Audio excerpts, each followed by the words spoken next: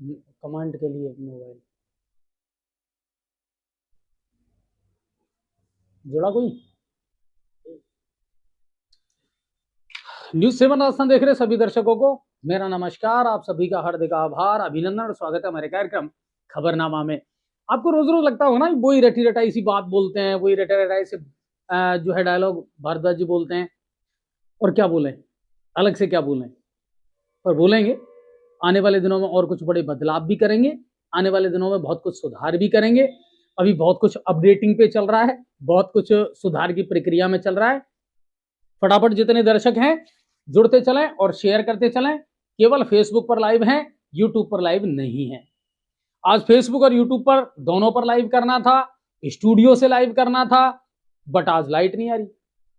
हाँ, फवारा चौक और जो आसपास का जो सर्किल है उसमें बत्ती गुल है काफी देर से, ठीक है। और स्टूडियो में जब आप प्रोग्राम करते हैं तो आपको बहुत ज्यादा लाइटिंग वहां जरूरत होती है, कैमरा चलता है और बहुत ज्यादा सॉफ्टवेयर वहां चलते हैं, तो वह लाइट की ज्यादा जरूरत होती है। हमने सोचा कि बीच में व्यवधान पैदा हो, इससे अच्छा ये है कि हम सिंपल कर लें और फेसबुक पर कम से कम खबरनामा चला दें। तो फटाफट जितने दर्शक है जुड़ते चले और शेयर करते चलें। अभी बहुत कम लोग नजर आ रहे हैं, और दूसरी बात आपके कमेंट्स जो हैं उनको भी मैं पढ़ने का प्रयास कर रहा हूं। जुड़ते चलो भाई, है ना, और शेयर करते चलो। अशोक योगी फुलवाड़ा से, भाई साहब राम राम, स्वागत है आपका। इसके अलावा विश्वेंद्र जी हैं, राम राम। साहिब पीलोदा भाई नमस्कार। प्रेमराज सैनी हैं। इसके अलावा इकरान खान है, नमस्कार भाई साहब। आशी अग्रवाल हैं, ललित कुमावत हैं, राजूलाल सरपंच नौगांव से, भाई साहब राम राम, स्वागत है आपका भी। बलराम सैनी है गंगापुर से, बहुत बहुत धन्यवाद। दिनेश मीणा है मीना कोलकाता की तरफ से, बहुत बहुत धन्यवाद दिनेश भाई, ठीक है ना। और आपके वहां की खबरें भी भेजा करो। बामनवास और वजीरपुर ये इलाका ऐसा है जो बहुत शांत है, बहुत शांत पड़ा है। पता नहीं या तो वहां अधिकारी नहीं है, या फिर ये भी हो सकता है आपके वहां कोई समस्या ही नहीं है। हो सकता है ना कि कोई समस्या ही नहीं है, ना तो मीडिया में आती, ना कभी कोई ज्ञापन की खबर आती, ना कभी कोई समस्या का कोई वीडियो या प्रेस नोट हमारे पास में आता। इसका मतलब यह है बामनवास में ऑल इज वेल, सब कुछ बढ़िया है, सब कुछ ठीक ठाक है। क्योंकि अगर भ्रष्टाचार होता, मुद्दे होते, जैसे सफीपुरा से उस समय रेख सिंह भाई ने भेजा था अपने स्कूल को लेकर के, सरकारी बिल्डिंग को लेकर के, अतिक्रमण को लेकर के, भेजा करो और भेजने के साथ साथ अधिकारियों से सवाल जवाब किया करो। अब तो ऐसा लगता है जैसे वजीरपुर में और बामनवास क्षेत्र में कोई समस्या ही नहीं है, सब कुछ बढ़िया चल रहा है। जबकि आपके वहां भी एसडीएम है बामनवास में, और वजीरपुर में भी एसडीएम है। तो भाई इनको जो मोटी मोटी तनख्वाह मिल रही है, और ये अधिकारी जो आकर के बैठे हैं, किस काम के लिए बैठे हैं? जनता की समस्याओं के समाधान के लिए तो बैठे हैं। आज जरूर मेरे पास में किसी दर्शक ने डाल दी थी कि साहब वो प्लास्टिक मुक्त, सिंगल यूज प्लास्टिक के खिलाफ नगर पालिका ने अभियान चलाया। बहुत बढ़िया साहब, क्यों चलाया आपने ये अभियान? कितने दिन बाद शोध आई आपको? अब से पहले ये अभियान क्यों नहीं चला? अब से पहले नगर पालिका बामनवास हाईलाइट क्यों नहीं हुई? अब से पहले नगर पालिका बामनवास ने विकास के कौन कौन से काम करवाए? हम पूछना चाह रहे हैं आपसे, बताइए, दीजिए जवाब। रोड लाइटों को लेकर के, सड़कों को लेकर के, गंदगी और सफाई को लेकर के, कचरा निस्तारण को लेकर के बामनवास नगर पालिका क्या कर रही है? तब तो आपने कोई खबर नहीं आई। आज आपने वर्षों में जाकर के एक अभियान चला दिया सिंगल यूज प्लास्टिक के खिलाफ, अपने टारगेट पूरा करने के लिए, यह बताने के लिए कि साहब नगर पालिका बामनवास में जिंदा है। क्यों बनाई फिर नगर पालिका? जब आपको काम ही नहीं करना था और आपको सक्रिय भूमिका ही नहीं निभानी थी, तो काहे को नगर पालिका बनाई आपने? कोई खबर नहीं आती बामनवास से। और मैं तो वहां के जो हमारे मीडिया कर्मी है ना साथी, उनसे भी कहना चाहूंगा, भाई आप जागरूक रहो थोड़ा सा, जनता के मुद्दे तो उठाओ यार, आम जन की जो समस्याएं हैं उनको तो उठाओ। या फिर ये हो सकता है कि साहब बामनवास में सब कुछ बढ़िया चल रहा है, इसलिए किसी को कोई आपत्ति नहीं है। अच्छी बात है, अगर सब कुछ बढ़िया चल रहा है तो हम तो यही चाहते हैं, ठीक है ना। जुड़ते चलो। रवि श्याम प्रेमी जी, भाई साहब राधे राधे, स्वागत है आपका। दीपक है, पिंटू प्रजापत हैं, राजूलाल सरपंच जी, सर हम तो आपकी न्यूज का इंतजार करते हैं, आप सारी न्यूज अच्छी बताते हो। बहुत बहुत धन्यवाद राजू भाई, स्वागत है आपका। बंटी जलोखरा से, आवारा जानवरों को सर्दी में दिक्कत है, बिल्कुल दिक्कत है। और मैं तो कह रहा हूं, अगर ये गौ सेवक मर गए, है ना, और ये सरकारें अगर मर गई जो गौ सेवक के नाम पर टैक्स ले रही हैं, तो आप और हम मिलकर के कुछ कर सकते हैं। जैसा मैंने वो एक सुझाव, एक आइडिया दिया था कि भाई बोरी के टाट है या गर्म कुछ ऐसा है जो हम इन बेसहारा गौवंशों के लिए अगर कर सकते हैं तो करो। हर काम प्रशासन के भरोसे तो नहीं होगा, ये निश्चित बता दूं मैं आपको। ठीक है ना। गौरव शर्मा जी मुझे नमस्कार। क्या होना जाना है गंगापुर का, कोई डेवलपमेंट का काम होगा या नहीं होगा, गौरव भाई पूछ रहे हैं। देखो डेवलपमेंट का काम जब होगा गौरव भाई, जब जनता सक्रिय होगी। गंगापुर की जनता मुर्दा है। हमारे क्षेत्र की जनता सिर्फ वोट बैंक बनकर के रह गई। 5 साल में जब ये आएंगे ना वोट मांगने, चाहे वो सरपंच हैं, चाहे पंचायत समिति के सदस्य हैं, चाहे नगर परिषद है ना, चाहे एमएलए हैं, चाहे एमपी हैं, तब हम इनके हो जाएंगे। तब हम इनका झंडा लेकर के बहुत आगे आगे चलेंगे। तब इनसे ये नहीं पूछेंगे कि साहब आपके पिछले 5 साल का हिसाब तो दे दो हमको। नहीं पूछते हम। आज शहर में जितना कुछ भी हो रहा है ना, उसके लिए प्रशासन से ज्यादा जनता जिम्मेदार है। ऐसा लग रहा है जैसे हम नौकर हैं, ऐसा लग रहा है जैसे हम शोषित हैं। हमें यही करना है, हमें यही दर्द झेलना है। जनता ज्यादा जिम्मेदार है सर, प्लीज आप समझो इस चीज को। ठीक है, बहुत बहुत धन्यवाद आप सभी का। कॉलेज रोड पर लेपर्ड खेतों में देखे जाने की खबर सही है क्या? ना, कोई खबर नहीं आई ऐसी, और हमारे यहाँ लेपर्ड का मूवमेंट हो भी नहीं सकता। पहाड़ी क्षेत्र नहीं है, ये ध्यान रखिए।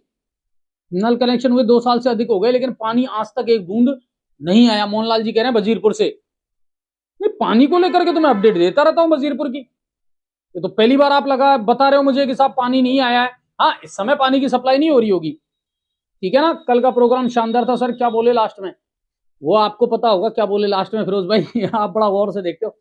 तब तक आपराधिक घटनाएं बहुत कम हो गया था इसमें पर। हाँ बिल्कुल, जिला था तो बहुत कुछ था। शेयर कम कर रहे हो भाई। हाँ, अभी केवल सैकड़े तक पहुंचे हैं। मैं चाहता हूं आज 13 सैकड़ा लगे। चलिए खबरों का सिलसिला में शुरू करता हूं। आज तारीख 8 जनवरी 2026 और बार है गुरुवार। राष्ट्रीय लेवल की बड़ी खबर है, वहां से मैं शुरुआत करता हूं। आवारा कुत्तों को लेकर के आज सुप्रीम कोर्ट में दूसरे दिन लगातार फिर सुनवाई हुई। आज 2.5 घंटे सुनवाई हुई है, और 2.5 घंटे की सुनवाई में मैं आपको बता देता हूं कि जस्टिस नाथ ने कहा कुत्ते इंसानों का डर पहचानते हैं, इसलिए वो इंसानों को काटते हैं। कुत्तों के व्यवहार को लेकर के आज डिस्कस हुआ था। वहीं याचिकाकर्ता के वकील ने कहा कि देश में सिर्फ 5 ही सरकारी शेल्टर है जहां पर इन कुत्तों को रखा जाता है, और एक सरकारी शेल्टर की क्षमता 100 कुत्तों की है। और ये सही बता रहा हूं मैं आपको, आपने भी ये चीज नोटिस की होगी अपने गली मोहल्ले आसपास के इलाकों में। आवारा कुत्ते बहुत तेजी से बढ़ते जा रहे हैं, और लोगों में इनका डर, इनका भय व्याप्त है। तभी तो ये मामला इतना बड़ा कि सुप्रीम कोर्ट तक पहुंच गया है ना। और मैं आपको बता देता हूं, याचिकाकर्ता के वकील ने साफ कहा हमें इंफ्रास्ट्रक्चर की जरूरत है। कैसे हटाओगे फिर इनको, बताओ। वही बड़ा असूल है जैसे बेसहारा गौवंश का है, या बंदरों का है ना, या नशेड़ियों का है। अरे साहब नशा मुक्त कर देंगे हम, ये कर देंगे वो कर देंगे। इनको रखोगे कहां? सोचा आपने धरातल पर? डायरेक्ट 10 नंबर की सीढ़ी पे जा रहे हो। 1 नंबर 2 नंबर 3 नंबर की सीढ़ी आपने देखी नहीं। इनके लिए कुछ बंदोबस्त तो करो, इंफ्रास्ट्रक्चर तो लाओ। कहां रखोगे इनको? आज बेसहारा गौवंश घूम रहा है हर ग्राम पंचायत में। अगर आप गौशाला बना देते, गौशालाओं को ढंग से अनुदान देते, इनका समय पर मॉनिटरिंग होता, निरीक्षण होता, और इनको पाबंद करते कि आपको रखने ही हैं, तो क्या नहीं हटते ये सड़कों से?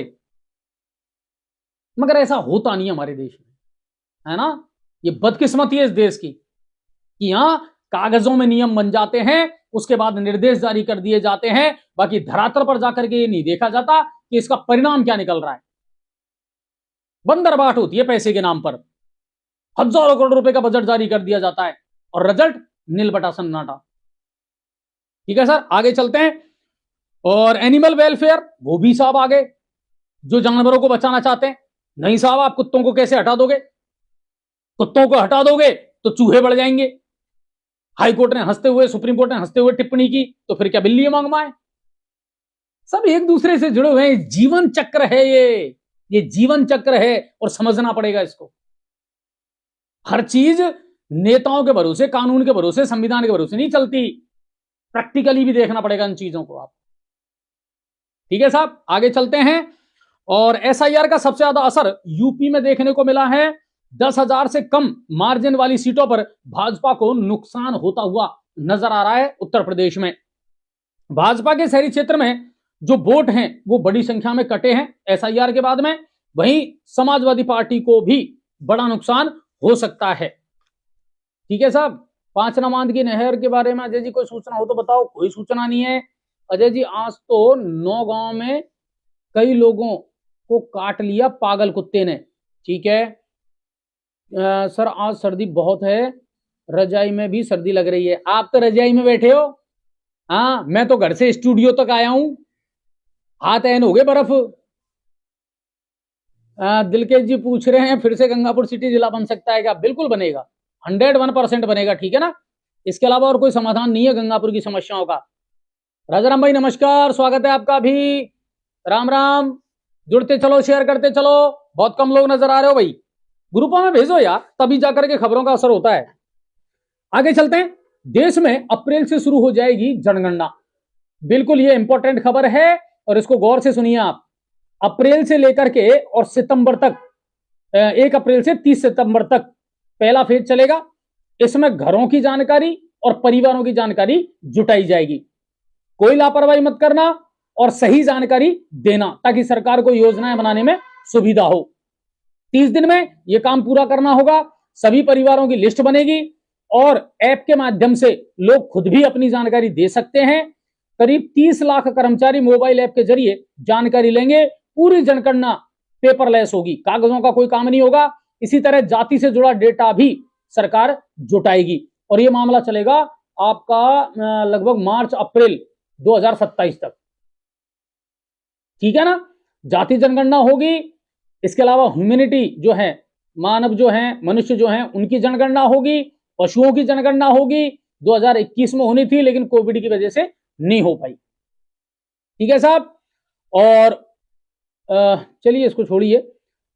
एक और खबर जिसने सबका ध्यान आकर्षित किया वो था वेदांता ग्रुप के चेयरमैन अनिल अग्रवाल के बेटे अग्निवेश के निधन से जुड़ी हुई खबर। पूरा देश स्तब्ध हो गया था सर। 49 साल की उम्र थी और सबसे बड़ी बात थी कि जो अनिल अग्रवाल हैं वो उनको बेटा कम और दोस्त ज्यादा मानते थे। सोशल मीडिया पर उनकी जो पोस्ट मैंने देखी ना सर, वो वाकई में भावुक करने वाली पोस्ट थी।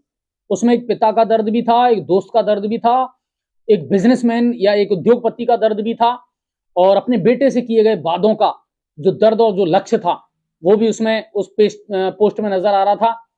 और कहीं ना कहीं वेदांता ग्रुप के जो चेयरमैन हैं अनिल अग्रवाल, उनके बेटे की इच्छा थी कि हम ज्यादा से ज्यादा पैसा अपने समाज के लिए लगाएं, समाज के कामों में लगाएं। और अपनी पोस्ट में उन्होंने ये भी लिखा कि हाँ, मैं अपने कमाई का 75% जो अब तक मैंने कमाया है वो समाज सेवा में लगाऊंगा और भी सिंपल लाइफ जीऊंगा मैं। बड़ा गहरा नाता रहा है राजस्थान से। हालांकि वो बिहार के पटना के रहने वाले थे लेकिन राजस्थान में चौमू में उन्होंने पढ़ाई की है और एजुकेशन उनकी ज्यादातर यहीं हुई है। पटना से निकल करके मुंबई गई और मुंबई से निकल करके एक इंटरनेशनल आइकॉन बन गए। आज उनको मेटल किंग है उसके रूप में उनको जाना जाता है। आज की तारीख में 35,000 करोड़ रुपए की प्रॉपर्टी है उनके पास और विश्व के उद्योगपतियों में 16वें नंबर पर गिना जाता है उनको। लेकिन सादगी है, समाज के प्रति कुछ करने का उनका जुनून है। राजस्थान में भी अभी जब एमओयू हुए थे तो वेदांता ग्रुप ने यहां एमओयू किए हैं एजुकेशन को लेकर के, हॉस्पिटलिटी को लेकर के। लेकिन उनके जीवन में जो ये घटना हुई है, एक ही बेटा था सर और अचानक उसका इस तरह निधन हो जाना, कहीं ना कहीं पूरा परिवार टूट गया। लेकिन जो पॉजिटिव उन्होंने बातें लिखी, जो पोस्ट लिखी, वो वाकई में भावुक करने वाली थी। 9वीं से 12वीं कक्षा की छुट्टी क्यों नहीं है? उनको जाड़ा नहीं लगता साहब पुष्पेंद्र जी, इसलिए नहीं है सर। आधार में कोई गलती हो जाती है तो उसके सही करने में 475 रुपये लेते हैं बड़ौदा बैंक के ई मित्र वाले, नहीं लेते। और अगर इतना पैसा ले रहे हैं तो किस चीज का ले रहे हैं, रसीद भी देते हैं। ठीक है, दीपक गोयल जी हैं, विष्णु खरेड़ा है, मुकेश मीणा है। भाई साहब राम राम, स्वागत है आप सभी का, जुड़ते चलो है ना, शेयर करते चलो। गणपत भाई राम राम, स्वागत है आपका भी। ऋषिकेश मीणा जी सर नमस्कार। आंगनबाड़ी सब सामान को खा जाती है, लोगों को कुछ नहीं बांटती है। ऋषिकेश भाई इस पर तो लोगों को ही थोड़ा सा ध्यान देना पड़ेगा। लोग जागरूक होंगे, लोग ऑब्जेक्शन करेंगे ना। और वैसे भी मैं आपको बता दूं, इन आंगनबाड़ियों को जो मिलता है ना वो भी पूरा नहीं मिलता, हर कट्टे में घोटाला है। आगे एक खबर और बताऊंगा आपको, जो राजस्थान का अब तक का सबसे बड़ा घोटाला निकल करके सामने आया है, एसीबी ने निकाला है। आगे बात कर लेते हैं। और एमपी की जबलपुर हाईकोर्ट ने, यह खबर मैं इसलिए बता रहा हूं कि आने वाले दिनों में हो सकता है आपके लिए भी फायदेमंद साबित हो। मध्य प्रदेश की जबलपुर हाईकोर्ट ने आज हजारों सरकारी कर्मचारियों को एक बड़ी राहत दी है। हाईकोर्ट ने प्रोविजन पीरियड में वेतन कटौती को अवैध बताया है। जब आपका संविदा वाला कार्यकाल चल रहा हो 2 साल का, और उस समय अगर किसी की वेतन कटता है तो हाईकोर्ट ने उसको अवैध बताया है और एरियर सहित पूरी राशि लौटाने का आदेश दिया है। एक मामले में हाईकोर्ट ने कहा, जब सरकार इनसे 100% काम ले रही है तो फिर कटौती क्यों? समान काम समान वेतन वाला सिद्धांत इन पर भी लागू होता है। ठीक है, आगे चलते हैं, बात कर लेते हैं मौसम की। तो मौसम की क्या बात करनी, मौसम तो दिख रहा है, गलन वाली सर्दी है सर, गलन वाली सर्दी है, शीतलहर चल रही है और अभी चलेगी। 9 तारीख को हल्की बूंदाबांदी जरूर राजस्थान में बताई गई है और मैदानी इलाकों में सर्दी बढ़ रही है। मध्य प्रदेश के कल्याणपुर में सबसे कम 2.7 डिग्री सेल्सियस तापमान रिकॉर्ड किया गया। कोहरे के कारण ज्यादातर रेल सेवा और हवाई सेवा प्रभावित हुई है। गाड़ियां 2 घंटे से लेकर के 6 घंटे तक लेट चल रही हैं कोहरे की वजह से। उत्तर प्रदेश में अलग अलग जगहों पर कोहरे की वजह से सड़क दुर्घटनाओं में लगभग 7 लोगों की मौत हुई है। राजस्थान में भी 5 शहरों का तापमान 5 डिग्री से नीचे रिकॉर्ड किया गया है और 25 जिलों में स्कूलों की छुट्टी बढ़ा दी गई है 10 तारीख तक। ठीक है साहब, अब आगे चलते हैं। अब बात कर लेते हैं प्रदेश की, राजस्थान में क्या चल रहा है, लेकिन शेयर कर दो दबा करके, अभी दोहरे सैकड़े तक नहीं पहुंचे, आपकी जिम्मेदारी है। ठीक है साहब। मयंक भाई नमस्कार, स्वागत है। चेतन जी, सबसे ज्यादा लूट तो आम आदमी के साथ ये नेटवर्क वाली कंपनी ने मचा रखी है। 5G का रिचार्ज के पैसे और स्पीड आती नहीं, 2G वाली भी, क्या किया जाए इनका। चेतन भाई, ये समस्या इन दिनों चल रही है वाकई में, और लगभग 1-1.5 महीने से पूरा सिस्टम गड़बड़ाया हुआ है। एक बार में तो कॉल पर बात ही नहीं होती, बात करते करते कॉल कट जाता है, आवाज सुनाई नहीं देती। ये सही कह रहे हो आप, लेकिन क्या जनता ने इनको लेकर के कभी आवाज उठाई? मीडिया तो उठा रहा है कि यार महीना 30 दिन का होता है, ये रिचार्ज 28 दिन का ही क्यों देते हैं? कितनी तरीके की लूट कर रखी है। मोबाइल से आप रिचार्ज करोगे, पता लग जाएगा आपका 2 रुपए या 3 रुपए एक्स्ट्रा और लगते हैं जीएसटी के नाम पर। मुद्दे तो बहुत हैं, समस्याएं तो बहुत हैं जिनसे आम आदमी की जेब कट रही है भाई। पर आम आदमी बोले तो सही, आम आदमी चिल्लाए तो सही, तब जाकर के मजा आए ना कि साहब सब कुछ हमसे ही छीन रहे हो क्या? टैक्स भी हम पर लगा रहे हो, हर चीज का बोझ भी हम पर डाल रहे हो, महंगाई भी हम ही झेल रहे हैं और तुम्हारा पेट भी हम ही भर रहे हैं, और हमारी बदौलत सरकार चल रही है। और सरकार कहती है नहीं साहब जन कल्याण के काम चल रहे हैं। काय का कल्याण कर रहे हो तुम? निपटा रहे हो धीरे धीरे करके, अलग अलग टैक्सों के माध्यम से आप निपटा रहे हो। छोटी छोटी चीजों में कितना पैसा देना पड़ता है। एक घर में 2-2, 3-3, 4-4 मोबाइल है, उनको रिचार्ज करवाओ। एक घर में 2-2, 3-3 मोटरसाइकिल है, उनमें पेट्रोल डलवाओ। घर में डिक्स है, डीटीएच है, उनको रिचार्ज करवाओ। बिजली का बिल देना ही देना। बहुत खर्चे हैं सर, आम आदमी के बहुत खर्चे हैं। सरकार की नजर में थोड़े से कम है, सरकार तो रेवड़ी बांट देती है, ठीक है ना।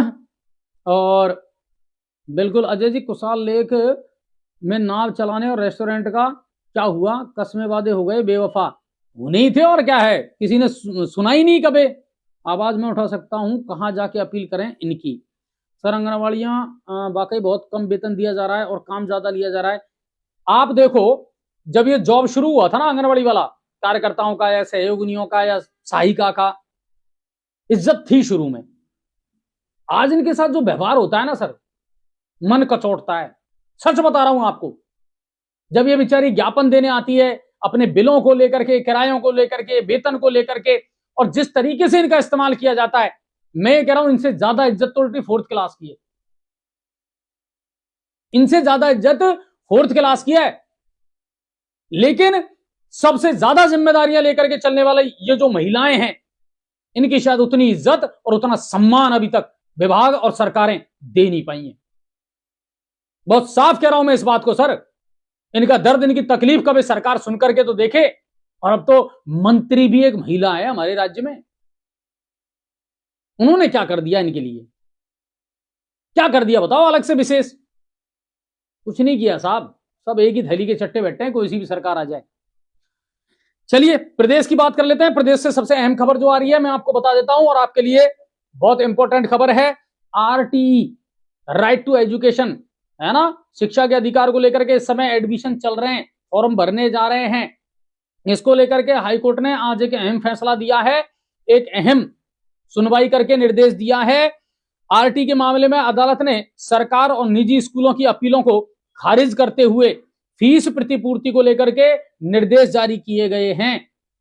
अदालत ने स्पष्ट किया कि प्री प्राइमरी से, नोट कर लेना और गौर से सुनना, प्री प्राइमरी से लेकर के और एक कक्षा तक, पहली कक्षा तक 25% सीटें आरटीई से भरनी होगी। स्कूलों ने क्या कर रखा था, केवल पहली क्लास में एडमिशन लेते थे, उससे नीचे वाली क्लासों में एडमिशन नहीं लेते थे। बहुत समय से तो एडमिशन ही बंद कर रखे थे प्राइवेट स्कूलों ने। इसको लेकर के हाईकोर्ट ने स्पष्ट दिशा निर्देश कर दिए, प्री प्राइमरी से लेकर के पहली क्लास तक आपको आरटी में प्रवेश लेने पड़ेंगे और 25% सीटें आरक्षित रखनी पड़ेंगी।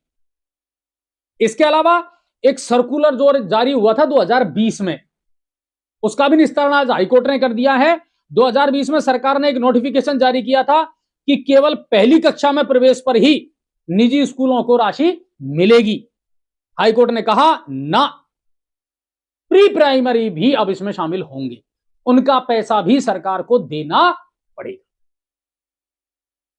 इस चक्कर में तो बहुत सारे स्कूलों ने एडमिशन लेने से मना कर रखा था, डोल रहे थे बच्चे बेचारे, भटक रहे थे।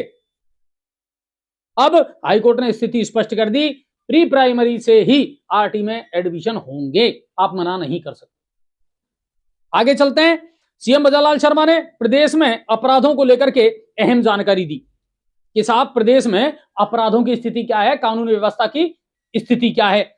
मुख्यमंत्री भजनलाल शर्मा ने बताया कि 2023 की तुलना में अपराधों में 15% की कमी आई है। हत्या के मामलों में 25%, हत्या के मामलों में 25%, लूट के मामलों में 50% की कमी आई है। बताओ उपलब्धि देखो इस सरकार की। महिला अत्याचारों में 10% और जातीय अपराध जो एसटी एससी या जो होते हैं ना, उनमें 28% की कमी आई है। अब इसका एक पहलू और बता दूं मैं सीएम भजनलाल जी आपको, सच्चाई तो यह है लोगों ने अब एफआईआर दर्ज कराना ही बंद कर दिया। सच बता रहा हूं आपको, वाहन चोरी की, छोटी मोटी घटनाओं की अब लोग एफआईआर दर्ज नहीं करवाते। लोगों का पुलिस से भरोसा ही उठ गया। और आपको अगर सबूत चाहिए तो कई सारे सबूत मैं भेज दूंगा आपको, इस सरकार को भेज दूंगा कि कितने वाहन चोरी के मामले ऐसे थे जिनमें लोगों ने मुकदमा दर्ज नहीं करवाया और आपकी पुलिस ने एफआईआर दर्ज भी नहीं की। लोग अगर जाते भी है ना तो फटकार करके भगा दिया जाता है। सच्चाई तो यह है, आप खेलते रहो आंकड़ों का खेल। 15% की कमी आई है, 15% मुकदमे दर्ज नहीं करे आपकी पुलिस ने। हत्या में 25% की कमी आई है, आपकी पुलिस ने मुकदमे दर्ज नहीं करे, उसको हत्या ही नहीं माना। प्रैक्टिकल कुछ और है, दावे आप कितने ही कर लो। अच्छी बात है कमी आई है, तो ये तो बहुत बढ़िया बात है कि साहब अपराधों में कमी आई है। महिला अत्याचारों में आप कह रहे हैं कि 10% की कमी आई है।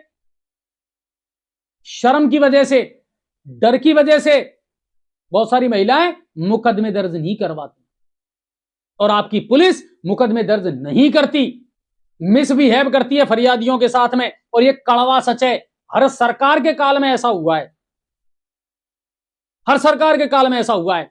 पुलिस वाले सीधे मुंह बात थोड़ी करते हैं बिना गाली गलौज के। आम आदमी, शरीफ आदमी तो बेचारा जाना ही पसंद नहीं करता कि मैं थाने में जाऊं। अभी 3-4 दिन पहले की उदाहरण मैं दे दूं आपको, जो मोटरसाइकिल गंगापुर में चोरी हुई है, उन लोगों ने मुझे सूचना दी। मैंने पूछा भैया आपने एफआईआर, अरे यार भाई साहब क्या एफआईआर दर्ज कराएं, छोड़ो, होना जाना कुछ है नहीं करवा रहे। अब आप इसको जोड़ दो कि साहब इतनी % कमी आई है। ठीक है, आगे चलते हैं। सुप्रीम कोर्ट ने राजस्थान के, हाँ ये बड़ी जोरदार खबर आई साहब, इसने मेरा ध्यान आकर्षित किया। सुप्रीम कोर्ट ने राजस्थान के एक दहेज मृत्यु मामले में हो रही अधिक देरी पर सख्त टिप्पणी की है। शेयर करना दबा करके। आप ताज्जुब करोगे कि यार ऐसे ऐसे मामले लटक रहे हैं और सरकारें कितनी गूंगी और बहरी और अंधी बन करके बैठी हुई है। फिर किस स्वराज की बात करते हो आप? किस संविधान की बात करते हो आप? इन नेताओं के आगे सारा संविधान और सारा कानून है ना बौना है, छोटा है भाई साहब। आपको मैं बताता हूं एक जो मामला आया है, मामला 2003 से लंबित था। दहेज मृत्यु का मामला था और कब से था? 2003 से। अब चल रहा है 2025, 23 साल हो गए। 23 साल। यानी मैं आपको बताता हूं कि लंबित एक याचिका के कारण गंभीर अपराध की सुनवाई 23 साल तक रुकी रही। मामला दीपिका नाम की एक महिला का था। शादी उसकी नवंबर 2000 में हुई। दिसंबर 2001 को ससुराल में वो मृत मिली। 2002 में दहेज हत्या का मामला दर्ज हुआ। आरोपियों पर आरोप तय हो गए, जो भी जिनके भी नामजद आरोपी थे उन पर आरोप भी तय हो गए। आप देखो, लेकिन 2003 में हाई कोर्ट में एक पुनर्निरीक्षण याचिका लग गई और तब से ही ट्रायल पर रोक लग गई। पुनर्निरीक्षण याचिका लगी और उसके बाद ट्रायल पर रोक लग गई। सुप्रीम कोर्ट ने राजस्थान सरकार के महाधिवक्ता से सीधा सवाल किया, सरकार ने इस केस को आगे बढ़ाने के लिए 20 साल में क्या किया? शर्म नहीं आती आपको? एक परिवार आपसे न्याय की गुहार लगा रहा है और 20 साल से सरकार ने कोई कार्रवाई इस केस में नहीं की और इसको आगे नहीं बढ़ाया। क्या कारण था कि सुनवाई ना हो सकी? ये पूछा सुप्रीम कोर्ट ने। सुप्रीम कोर्ट ने सभी हाई कोर्ट को आदेश दिए हैं कि ऐसे मामलों की जल्दी से जल्दी लिस्ट बनाओ जिनमें हत्या, दुष्कर्म, दहेज हत्या जैसे अपराधों की ट्रायल ऊपरी अदालतों में लंबे समय से स्थगित पड़ी हुई है या रुकी पड़ी है। होना चाहिए यार। समय पर न्याय ना मिलना भी सबसे बड़ा अन्याय है, यह सुप्रीम कोर्ट ने भी कहा है। इससे बड़ी सजा क्या दोगे आप किसी आदमी को? 23 साल से एक आदमी इंसाफ के लिए लड़ रहा है, मगर कानूनी पचड़ों में ऐसा फंस गया वो कि उसको न्याय नहीं मिल पाया 23 साल के बाद। और हमारे नेता हाथों में किताबें लेकर के घूमते हैं, संविधान खतरे में है। कानून की असली धज्जियां तो तुमने उड़ा रखी हैं। कानून को अपने पैरों की जूती बना रखा है इन नेताओं ने। सबसे ज्यादा भ्रष्टाचार तुम कर रहे हो और सबसे ज्यादा क्राइम तुम करवा रहे हो। तुम्हारी सरपरस्ती में अपराध फैल रहा है और ये सच्चाई है, स्वीकार नहीं करोगे, ये भी हमें पता है। आगे चलते हैं। एक और जोरदार खबर आई। टीचर, जिसको कहते हैं शिक्षक, गुरु, जिसका काम है पढ़ाना, शिक्षा देना, पर क्या वाकई में एक शिक्षक यही काम करता है? क्या एक टीचर के पास यही जिम्मेदारी है? घर घर जाकर के जनगणना करनी तो टीचर करेगा, चुनाव करवाने तो टीचर करेगा, बीएलओ का काम करना तो एक टीचर करेगा, नसबंदी के केस लाने, ऑपरेशन करवाने वो टीचर करेगा, जानवरों की गणना करनी है तो टीचर करेगा, खुले में कोई शौच कर रहा है तो पपैया बजाने का काम टीचर करेगा। करें कि नहीं करे? कर रहे हैं कि नहीं कर रहे? कर रहे हैं ना।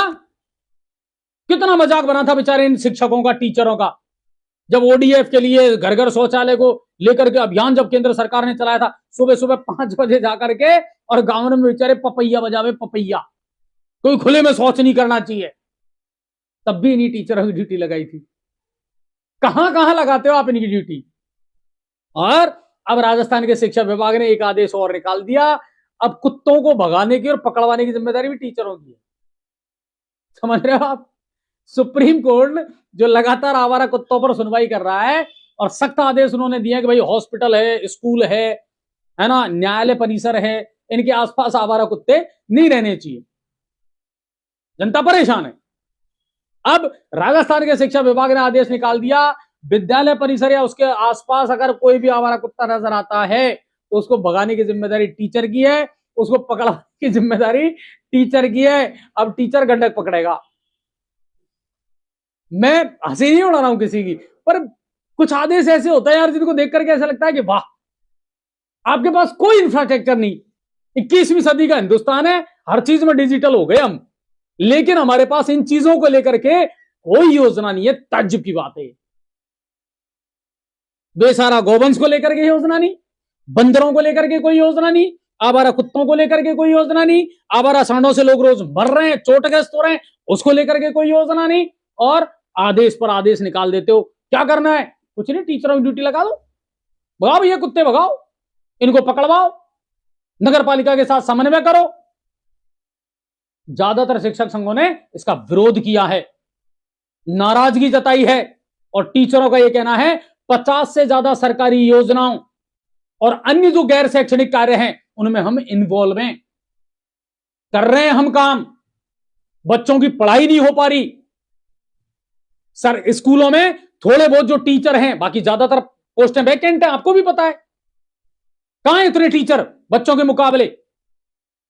पोस्टें खाली पड़ी हुई हैं, और जो हैं इनको आप इन कामों में लगा दो, तो बंद कर दो फिर सरकारी स्कूलों को। क्यों चला रहे हो यार? क्यों दिखावा कर रहे हो आप शिक्षा के नाम पर? ये काम टीचर के हैं, क्यों करेगा टीचर? गैर शैक्षणिक कार्यों में आप टीचरों को लगाते क्यों हो? करो और कोई दूसरा बंदोबस्त। निर्वाचन आयोग की जिम्मेदारी है, सरकार की जिम्मेदारी है। एमए बीएड करके टीचर की मैंने एग्जाम दी, टीचर बनने के लिए मैं पैदा हुआ हूं, टीचर का काम मैं करने के लिए तैयार हूं। सर फालतू के बकवास वाले काम करने के लिए टीचर नहीं है। आज तक किसी सरकार को समझ में नहीं आया है। कितना यूज करोगे इस टीचर को? कहां कहां यूज करोगे आप? एक शिक्षक को मजाक बना करके रख दिया इन सरकारों ने। अब ये नया आदेश निकाला है साहब, ठीक है, आगे चलते हैं। धौलपुर में बजरी माफिया बेखौफ और बेलगाम है, और रहेंगे साहब। ये माफिया किसने पनपाए? सरकारों ने। ये माफिया किन ने पनपाए? नेताओं ने। और क्या? नेताओं के चहेते हैं उन्हीं की ट्रैक्टर ट्रॉलियां चलती है, नेताओं के चहेते हैं उन्हीं की जेसीबी चलती है, और आराम से निकलो, फोन पे बात करवा देना, फलाने एमएलए का आदमी हूं, कौन रोक रहा है? जब सैया भये कोतवाल, फिर डर काएगा? माफिया भी इन्होंने पनपाया था। पहले बजरी माफिया नहीं था हमारे प्रदेश में, कोई नहीं था, खूब आराम से लोगों को बजरी मिल रही थी। ये बजरी माफिया पनपाई किसने भाई? रोक थी तो पूरी तरह रोक होनी चाहिए थी, ना रोक लग पाई, कमाई चलती रही, अंदर ही अंदर जेब भरते रहे नेता, विधायकों के नेताओं के नाम खूब आते रहे। क्या कर लिया सरकारों ने? कितने विधायकों पर कार्रवाई की, कितने नेताओं पर कार्रवाई की, अब भी नाम आ रहे हैं, मगर माफिया पनपा दिया आपने, ठीक है। और कल रात सरमथुरा थाना क्षेत्र के झिरी नाके पर तैनात एक वनकर्मी जितेंद्र को ट्रैक्टर ट्रॉली से कुचल दिया गया, गंभीर रूप से वो घायल हो गया। उसे सरमथुरा से जयपुर हायर सेंटर रेफर किया गया है, हालत नाजुक बनी हुई है, और आरोपी मौके से फरार है। इस तरह की घटनाओं को लेकर के अब विपक्ष भी लामबंद है। नेता प्रतिपक्ष टीकाराम जूली ने कहा, अवैध खनन का सारा खेल सरकार और विधायकों की मिलीभगत से चल रहा है। यह विपक्ष का कहना है, लेकिन जब सत्ता आपकी थी तब आपके भी कुछ विधायकों के नाम आए थे जूली साहब, बिल्कुल आए थे। कहां कहां उन्होंने स्टॉक बनवा रखा था, किन किन विधायकों के नाम आए थे, सबको पता है। वो तो वही बात है कि आज सरकार तुम्हारी नहीं है तो तुम उन पर आरोप लगा दो, जब उनकी सरकार नहीं होगी, आपकी सरकार होगी, तो वो आप पर आरोप लगा देंगे। बाकी खेल तो दोनों ने खेला है, ठीक है सर। आगे चलते हैं। और सीएम उच्च स्तरीय जांच आखिर क्यों नहीं करवाते, यह कहना था टीकाराम जूली का। और जूली ने केकड़ी की घटना का भी जिक्र किया और कहा कि बजरी माफियाओं को खुली छूट सरकार ने दे रखी है। वहीं टीकाराम जूली ने मैं नरेगा बचाओ अभियान की तैयारी भी शुरू कर दी है। कांग्रेस इसको लेकर के कल से बड़ा अभियान चलाएगी, जो नया कानून केंद्र सरकार ने बनाया जी राम जी को लेकर के। और जूली ने कहा, नए कानून में 40% हिस्सा राज्य देगा, जबकि पहले 10% देता था। मैं नरेगा में पहले 90% केंद्र देता था और 10% राज्य देता था। अब नए कानून के मुताबिक यह है कि साहब 40%, 10 से लेकर के 40 राज्य को देना पड़ेगा और बाकी का केंद्र देगा। टीकाराम जूली ने कहा कि मुख्यमंत्री तो खुद सरपंच रहे हैं, वो तो मैं नरेगा को अच्छे से समझते हैं, तो क्या उनके समझ में नहीं आ रहा कि नरेगा कितनी महत्वपूर्ण चीज है और सरकार क्या कर रही है। साथ ही टीकाराम जूली ने कहा कि जो सरकार पेंशन, किताबें, दवाई नहीं दे पा रही, वो 40% फंड कहां से देगी। ठीक है। और आपको बता दूं, विधानसभा का बजट सत्र जो आएगा ना शीतकाल में, उस पर जम करके हंगामा होगा और कई मोर्चों पर ये मौजूदा सरकार घिरी हुई नजर आएगी। मुझे तो पहले भी ये लग रहा था, आज भी ये लग रहा है, मौजूदा सत्ता में सरकार उल्टी कमजोर है, विपक्ष से ज्यादा मजबूत है। ठीक है साहब, जब तक खनन पट्टे जारी नहीं होंगे तब तक बिल्कुल अवैध खनन के नाम पर हमले और ऊपरी कमाई होती रहेगी। सही बात है भाई साहब, डीलरों ने भी पपैया बजाया, डीलरों को क्यों नजरअंदाज? अरे बिल्कुल धाराशिवाही बजाया है, बात टीचरों की चल रही थी ना, इसलिए। ठीक है ना, कब तक कमीशन पर काम करेंगे हमारे मुद्दों पर? आप लोगों ने भी खूब मांग उठाई, आवाज उठाई, पहले की सरकार में भी उठाई, इस सरकार में भी उठाई, पर क्या करें साहब, इस देश का सत्यानाश हो रहा है। सभी कामों में राजनीतिक हस्तक्षेप के बिना पत्ता तक नहीं हिलता। बिल्कुल, सच हमेशा कड़वा होता है। गोदी मीडिया को नहीं, हमने तो कौन सा सच बता दिया भाई या सच छुपा लिया गोदी मीडिया को? अब इसमें गोदी मीडिया कहां आ गया? कृष्णा जोरवाल जी हैं, गोदी मीडिया का कहां है? सही कहा अजय जी, सबसे भ्रष्ट नेता बीजेपी के राज में हुए हैं। अच्छा, बलात्कारी, गुंडागर्दी, बीजेपी के बारे में पढ़े हैं। बीजेपी सरकार से क्या उम्मीद कर सकते हैं? बलात्कारी को फरोल जमानत दी जा रही है इस देश में। हाँ सर, और कांग्रेस की सरकार थी तब आतंकवादियों के लिए सुप्रीम कोर्ट रात में खोल दिया गया था। पढ़ाएंगे, लेकिन उनको सरकारी मास्टरी बनना है। ठीक है, पढ़ लिया मैंने। कृष्णा जी बहुत बहुत धन्यवाद। कल तुरसंगपुरा सपोर्टर विजेता रहे। ठीक है, तो जाएंगे कहाँ? कोई जगह तो चिन्हित तो करो जहां कुत्तों को पटका जा सके। यही तो लड़ाई है कि इनको भेजोगे कहाँ? ठीक है ना, शेयर करते चलो। चुनावों में नोटा का वोट केवल। ठीक है, वृद्धावस्था पेंशन 2 महीने की पेंडिंग है। अरे भाई साहब, वृद्धावस्था तो 2 महीने की पेंडिंग है, पालनहार योजना का पैसा आए हुए तो 4-5 महीने हो गए। हाँ ठीक है, आगे चलते हैं। और हाँ, विकसित भारत में पुलिसिंग विषय पर जयपुर में 2 दिवसीय पुलिस सम्मेलन का आयोजन हुआ और आज सीएम भजनलाल शर्मा इसमें शामिल हुए हैं। एक नए पोर्टल की शुरुआत अब प्रदेश में की गई है। साइबर संबंधी शिकायतों के लिए E4C के साथ मिलकर के 0 FIR सिस्टम अब राजस्थान में शुरू हो जाएगा। 10 लाख से अधिक की धोखाधड़ी पर अब शिकायत आपकी स्वतः ही दर्ज हो जाएगी, आपको पुलिस थानों के चक्कर नहीं लगाने पड़ेंगे। तो ये अच्छी बात है, ताकि ईज ऑफ डूइंग जनता के लिए थोड़ी सी आसान चीजें बनाई जाए। चूरू से एक ऐसी खबर आई साहब जिसने पूरे पुलिस महकमे में हड़कंप मचा दिया। जी हां, एक महिला कांस्टेबल ने अपने ही विभाग के पूर्व SHO यानी थानाधिकारी और 3 अन्य पुलिसकर्मियों पर सामूहिक दुष्कर्म का आरोप लगाया है। पीड़िता का आरोप है कि 2017 से अब तक 2025 तक यह सिलसिला जारी रहा। डरा करके, धमका करके बार बार मेरे साथ यौन शोषण किया जाता रहा है। 2017 में नशीला पदार्थ खिला करके एक होटल में उसके साथ पहली बार दुष्कर्म किया गया था और पीड़िता ने SP के सामने पेश होकर के अपनी आप बीती सुनाई है। मामला दर्ज करवा लिया गया है। इसके अलावा मेडिकल जांच हो चुकी है। पीड़ित खुद 2 महीने से लापरवाही और आपराधिक मामलों में संलिप्तता के कारण सस्पेंड भी चल रही है। कहानी में ट्विस्ट तो है, तो गहराई तक जांच तो करनी पड़ेगी। आगे चलते हैं। प्रदेश के 1154 सरकारी विद्यालय जर्जर घोषित हो चुके हैं, यानी उनमें एक भी कमरा ठीक नहीं है, बच्चों को नहीं पढ़ाया जा सकता। सरकार ने आदेश निकाल दिया, सुरक्षित वाहन जो भवन है उनमें इन बच्चों को भेजो और इनकी पढ़ाई करवाओ। बहुत अच्छी बात है साहब। कहां से लाओगे सुरक्षित भवन? किसका लाओगे सुरक्षित भवन? कितनी दूरी पर लाओगे सुरक्षित भवन? बताओ। शहरों में तो चलो कर लोगे व्यवस्था ऐसे जैसे तैसे करके, ग्रामीण क्षेत्रों में क्या होगा? कहां से लाओगे दूसरा भवन? बिना सोचे समझे आदेश निकाल देते हो। बच्चों पर क्या असर पड़ेगा पता है आपको? ग्रामीण क्षेत्रों में इसका विरोध हो रहा है। 5-5, 6-6 किलोमीटर, 7-7 किलोमीटर दूर आपने व्यवस्था करी है जहां इन बच्चों को मर्ज किया जा रहा है, जहां इन बच्चों को पढ़ाया जा रहा है। वहां जाएंगे छोटे बच्चे, वहां पढ़ेंगे छोटे बच्चे, बच्चियां कैसे जाएंगी?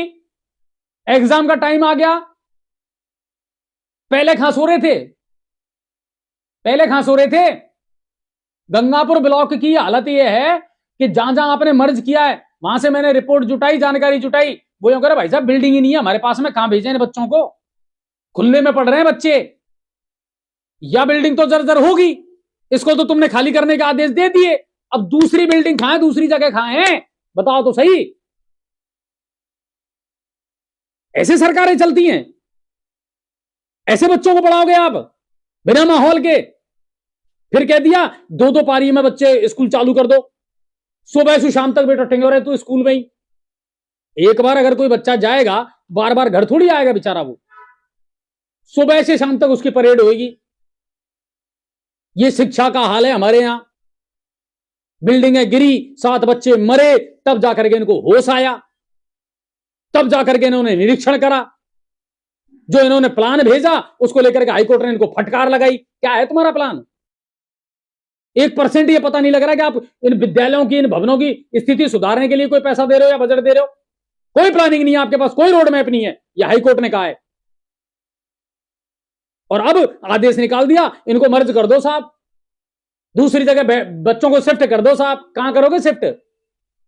खांसू ले आओगा दूसरी बिल्डिंग, मैं मेरी बिल्डिंग दूंगा, मैं तो किराया लूंगा। बोल कहां से वो सुविधा उपलब्ध करवाओगे इनको? कमरों में बैठ करके आदेश निकाल दिया आपने। 20 सत्र में आप प्रिंसिपलों के ट्रांसफर कर रहे हैं 500 की तादाद में। और जो 3rd ग्रेड टीचर है बेचारे, जो 15-15 साल से रोते आ रहे हैं, उनको लेकर के आपके पास पॉलिसी नहीं है, उनके ट्रांसफर नहीं कर पा रहे आप। 2 साल में एक ट्रांसफर पॉलिसी नहीं बनी आप पर इन शिक्षकों के लिए। क्या शैक्षणिक व्यवस्था करवाओगे आप? सबकी तो बीएलओ में ड्यूटी लगा दिया आपने, स्कूलों के स्कूल खाली कर दिया आपने, और अब कह रहे हो इनको दूसरी जगह शिफ्ट कर दो। कहां जाएंगे ये बच्चे? लाओ ना बिल्डिंग तो बताओ हमको, जगह तो बताओ, कहां पढ़ाऊंगा इनको बैठा है हम। तुम्हारी इनको तो होगा सत्यानाश, जिनको तो तुमने ध्यान को दियो। अब हमसे कह रहे हो इनको दूसरी जगह शिफ्ट करो साहब। सच्चाई जाकर के देखना धरातल पर क्या स्थिति हो रही है इन बच्चों की। मटिया मेट कर दिया आपने शिक्षा का, इंफ्रास्ट्रक्चर का। और कोई विकास की बात करें तो हमारे पास बजट नहीं है। काय को लेकर के बैठे हो फिर सरकार को, अगर आपके पास बजट नहीं है चीजों के लिए? ये दिखावे के लिए जो बड़े बड़े अभियान चला रहे हो, रथ यात्राएं निकल रही हैं, जुलूस निकल रहे हैं, बड़े बड़े जो कर रहे हो आप, इनके लिए पैसा कहां से आ जाता है आपके पास में? ये स्थिति है साहब। ठीक है सर। इसके अलावा एसीबी ने प्रदेश में एक ऐसे घोटाले का पर्दाफाश किया है जिसने पूरे प्रदेश को हिला करके रख दिया। यह भी बड़ा चौंकाने वाला मामला आया साहब। शेयर करते चलो यार, बहुत कम लोग नजर आ रहे हो भाई साहब। पेंशन 6 महीने आरजी बैंक वालों की 6 महीने पेंडिंग चल रही है पेंशन। ठीक है अजय जी, आरटीआई के 9-10 क्लास के पैसे सरकार ने अभी तक नहीं डाले हैं बच्चे के अकाउंट में। बिल्कुल। आईपीएस अमिताभ ठाकुर का क्या मसला है? ठीक है भाई साहब, पहले तो शमशान घाटों पर जोर दिया, अब विद्यालयों पर जोर दे रहे हैं। पहले कहाँ गए, अब होश आया है। बिल्कुल। सरकारी स्कूलों के मर्ज होने व स्कूल बंद होने के लिए प्रदेश के सभी लोग जिम्मेदार हैं, क्योंकि अधिकतर बच्चे निजी विद्यालयों में अध्ययनरत हैं। ठीक है, शेयर करते चलो। अब जो बड़ा घोटाला आया भाई साहब, ये भी बड़ा चौंकाने वाला है। आपको मैं बताता हूं, कोविड-19 के दौरान, कोरोना 19 के दौरान जब स्कूल बंद थे, तो मिड डे मील के लिए मिड डे मील में 2000 करोड़ रुपए की बंदरबांट की गई। कितना बड़ा घोटाला था, 2000 करोड़ रुपए का। जब बच्चे स्कूल नहीं जा रहे थे तो सरकार ने एक फैसला किया था कि भाई इनको घर घर जाकर के बांट दो। आप आया था यह आदेश, मालूम है मुझे, है ना, कि भाई जो मिड डे मील खराब हो जाएगा, इससे अच्छा तो यह है कि जरूरतमंदों को, और जहां जहां आंकड़े हैं अपने पास में रिकॉर्ड है, उसके मुताबिक इनको घर घर पहुंचा दो। एसीबी ने जांच के बाद में कॉनफेड के बड़े बड़े अधिकारियों और निजी फर्मों के खिलाफ मुकदमा दर्ज किया। 21 से ज्यादा लोग हैं जिनके खिलाफ एफआईआर दर्ज की गई है। फर्जी बिलों से पैसा उठाया गया, अपने चहेतों को ही डिस्ट्रीब्यूशन का ठेका दिया गया था। कई मामलों में तो घर घर डिलीवरी पहुंची नहीं, माल ही नहीं पहुंचा। तगड़ा घोटाला है, और यह घोटाला बीच में भी उठा था लेकिन दबा दिया गया था। 2019 का कोविड के दौरान का यह घोटाला है, 2000 करोड़ रुपए का घोटाला है, मिड डे मील में घोटाला है। और आपको बता देता हूं, मैंने पहले भी कहा था और फिर कह रहा हूं इस बात को, मुफ्त की जितनी भी योजनाएं हैं जो स्कूलों में सरकार चला रही है, उनमें सब में भ्रष्टाचार है। चाहे वो ड्रेस की हो, दूध की हो, मिड डे मील की हो, साइकिलों की हो, सब में घोटाला है, सब में भ्रष्टाचार है। मिल रहे हैं कि बच्चों को फलाहार मेन्यू के हिसाब से खाना मिलता है बच्चों को? साइकिलों की क्वालिटी देखी है आपने? जो ड्रेस इन बच्चों को दी जा रही है, जो कपड़ा दिया जा रहा है, उसकी क्वालिटी देखी है आपने? क्यों चलाते हो आप ऐसी योजनाएं? क्यों चलाते हो? खाना मां बाप खिला सकते हैं अपने बच्चों को। अब तो 8 रुपया में भोजन दे रहा हूं ना तुम्हें, कौन भूखा रहेगा? कोई नहीं रहेगा। सब में घोटाला मिला है, हर जगह भ्रष्टाचार मिला है इन चीजों में, भोजन में, ड्रेस में, साइकिलों में। स्कूटी नहीं मिल रही कॉलेज की बच्चियों को। बताओ आप, बेरोजगारी भत्ते को लेकर के आपके कोई स्पष्ट दिशा निर्देश अब तक नहीं है। 2 साल से कर क्या रहे थे? एक आध जवाब तो दे दो कि साहब इसमें हमने इतना पैसा डाल दिया, इसमें हमने इतनी प्रोग्रेस कर ली, इतने बच्चों को इससे लाभ मिला है। कुछ नहीं है, कतई नथिंग। आंकड़े का खेल खेल रहे हैं। 15% अपराध में कमी होगी, 25% हत्या में कमी होगी। बहुत बढ़िया साहब, बहुत तीर मार दिया आपने। और ये जो रोजाना घोटाले निकल करके आ रहे हैं, इनका क्या करें? ये जो तुम रोजाना मुफ्त की रेवड़ियों के नाम पर जो ऊपर से नीचे तक बंदर बांट हो रही है, इसका क्या करें? किसका पैसा है ये? एक बड़ा घोटाला निकल करके सामने आया। चलिए आगे चलते हैं, बात करते हैं करौली की। शहर में आज आमजन की समस्याओं को लेकर के भाजपा कार्यकर्ता और पदाधिकारी सड़कों पर उतरे। मैं तो धन्यवाद दूंगा भाजपा के उन कार्यकर्ताओं को, उन पदाधिकारियों को। तुम्हारी सरकार होने के बावजूद कम से कम तुमने सरकार के खिलाफ खड़े होने की कोशिश तो की, कचरे के ढेर, गंदगी, सफाई, सड़कें, इनको लेकर के एसडीएम प्रेमराज जी से आज उन्होंने मुलाकात की, ज्ञापन सौंपा। रोड लाइटों को लेकर के ज्ञापन सौंपा। सरकार आपकी है, लेकिन सरकार किसी की भी हो, आमजन के मुद्दे जरूर उठाने चाहिए। मैं धन्यवाद दूंगा करौली के पदाधिकारियों को, बीजेपी के और कार्यकर्ताओं। कम से कम आप अपनी सरकार को आईना तो दिखा रहे हो कि साहब आप कितने दावे कर लो, स्थिति तो बद से बदतर चल रही है। ठीक है सर। और करौली पुलिस ने 25,000 के एक इनामी बदमाश अतर सिंह उर्फ अतरा गुजर निवासी रुग्गापुरा को गिरफ्तार किया है। आरोपी कुख्यात हिस्ट्री सीटर है, लूटपाट, हत्या के प्रयास सहित कई मामलों में ये वांछित था। ठीक है सर। और करौली जिले में भीषण सर्दी पड़ रही है, पूरे प्रदेश में बढ़िया सर्दी पड़ रही है, गलन वाली। टोडा भीम में और उसके आसपास के इलाकों में जबरदस्त कोहरा देखने को मिला। विजिबिलिटी 10 से 15 मीटर रिकॉर्ड की गई। गुड़ाचंद्र जी है, माड़ क्षेत्र है, शहर है, नांदोती है, जम के सर्दी पड़ रही है साहब। और कोहरे की स्थिति बनी हुई है। श्री महावीर जी में भी और हिंडौन में भी घना कोहरा देखने को मिला है। ठीक है साहब, आगे चलते हैं। अजय जी आज जिला क्रिकेट संघ सवाई माधोपुर के अध्यक्ष डी कुमावत जी को जन्मदिन की हार्दिक बधाई और डीसी कार्यकारिणी की ओर से बहुत बहुत धन्यवाद। जितेंद्र भाई, हम भी अपनी ओर से उनको शुभकामनाएं देते हैं। अजय जी, मैं जहां पर जॉब करता हूँ फ्लावर स्टोर पर, वहां पर अपने गंगापुर सिटी के बहुत लोग जाते हैं सीएम साहब से मिलने के लिए। ग्रामीण लोग भी आते हैं गंगापुर सिटी को जिला बनवाने के लिए। अपने गंगापुर सिटी बनेगा, जिला तो बनेगा सजीत भाई, लेकिन टाइम लगेगा। कोई भी सरकार दूध की धुली नहीं पिसती, आम पब्लिक ही है। सब नेता चोर होकर साहूकार बन जाते हैं। अरे आटा में नमक चले यार भाई साहब, कसु करो तो सही। चूल्हा में पड़ गया तो तुमको खाना इतने खा लो, तुम्हारा पेट भरना है, इतने भर लो, तुम्हारी 7 पीढ़ी को इंतजाम कर जाओ। लेकिन सबसे बड़ी बात है यार भाई साहब, जनता के जो सामान्य से काम है यार, वो तो होना, जो उसके फंडामेंटल राइट है वो तो कम से कम उसको मिले कि साहब मुझे सड़कें अच्छी मिल जाए, मुझे पीने का पानी अच्छा मिल जाए, मुझे डर का माहौल ना देखना पड़े, मैं सुरक्षित महसूस करूं, मेरे बच्चों को अच्छी शिक्षा मिल जाए। ये तो मेरे राइट है ना सर। आप वो भी नहीं दे पा रहे हमको, तो फिर काय की सरकार हो आप?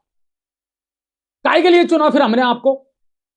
टैक्स का बोझ डाले जा रहे हो, हमारी जेब काटे जा रहे हो, महंगाई का हम पर बम फोड़े जा रहे हो, और हम चुपचाप सब कुछ सहन करते जा रहे हैं। आपके ऐश हैं, आपकी बल्ले बल्ले है।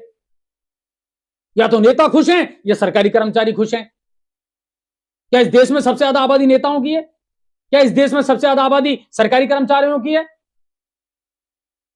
कौन है इस देश में सबसे ज्यादा रहने वाला? या तो मिडिल क्लास फैमिली या लोअर क्लास फैमिली बेचारी। उनको क्या मिल रहा है वो तो बताओ। मिल रहा है 5 किलो गेहूं दे दिया, काहे करा भूखा यागू ने खामा नहीं हुई। अब या गेहूं जे दिए रहा हो, या कि रोटी बनावा के लिए नमक भी चाहे जगो, सब्जी बनावा के लिए मसाला भी चाहे जगो, चाय चीनी सब चीज चाहे देगी, उनको कहीं करा। समझने वाली बात है। ठीक है सर, आगे चलते हैं और बात कर लेते हैं सवाई माधोपुर की। आज डेकवा गांव में पहुंचे डॉक्टर किरोड़ी लाल मीणा। आजकल वो पद दंगलों में, धार्मिक कार्यक्रमों में, सांस्कृतिक कार्यक्रमों में बड़ा पार्टिसिपेट कर रहे हैं। हर जगह से उनके वीडियो वायरल हो रहे हैं नाचने के। और साथ ही दंगल में जमकर के झूमे हैं। अमरूद महोत्सव को सफल बनाने की उन्होंने आमजन से अपील की है। अब बात कर लेते हैं बामनवास की। नगरपालिका बामनवास द्वारा आज सिंगल यूज प्लास्टिक के खिलाफ अभियान चलाया गया। वहां के जो अधिशासी अधिकारी हैं संतोष मीणा, उनके निर्देश पर 33 दुकानदारों के चालान काटे गए और 13,800 रुपए वसूल उनसे किए गए। हो गया काम, होगी वसूली। अब सु पहले चेतावनी दी क्या? अब सु पहले सफाई को लेकर के, सड़कों को लेकर के, नालियों के भराव को लेकर के कोई कार्रवाई की नगरपालिका बामनवास ने? वो नजर नहीं आई आपको? उनको देखा कभी आपने? कितनी रोड लाइटें नगरपालिका बामनवास में जल रही हैं, सफाई का निस्तारण, गंदगी कचरे का निस्तारण हो रहा है कि नहीं हो रहा, कभी देखा आपने जाकर के? उसका तो आज तक कुछ नहीं आया टारगेट पूरा करने के लिए। और आज ताज्जुब हमको हो रहा है नगर परिषद जिंदा है, नगरपालिका जिंदा है बामनवास में। हमको तो आज आश्चर्य हो रहा है। हम तो सोच रहे मरगी नगरपालिका है ही नहीं बामनवास में, हट गई कि नहीं है, क्या है? आज पता लगा सिंगल यूज प्लास्टिक के खिलाफ आपने कार्रवाई की। व्यापारियों ने विरोध जताया और विरोध जताना भी चाहिए।